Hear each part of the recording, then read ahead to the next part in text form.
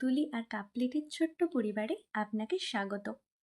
শ্রাবণ ভাদ্র মাসের একটি অন্যতম ফল হলো তাল, যেটা কাঁচা থেকে পাকা প্রত্যেকটা অবস্থাতেই সবার প্রিয়।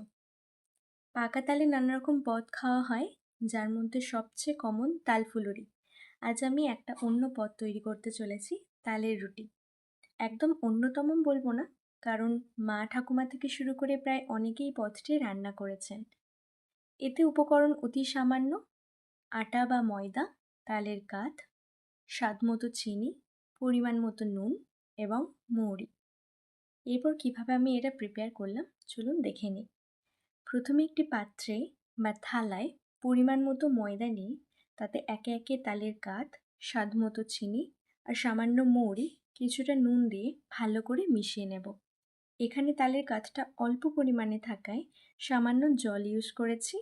আপনারা চাইলে পুরোটাই তালের কাঠ দিয়ে মাখতে পারেন, টেস্টটা আরও ভালো আসে। এরপর ভালো করে মেখে একটা ডো বানিয়ে নেব এবং রুটির আকারে বেলে নেব, নিয়ে চাটুতে শিখে নেব। এই যে তৈরি আমাদের পাকা তালের ঐতিহ্যবাহী রুটি।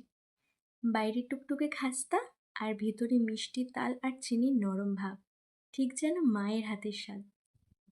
ভিডিওটা ভালো লাগলে একটা রেড হার্ট দিও আর কমেন্টে জানিও তোমাদের ঘরে কিভাবে তালের রুটি বানাও।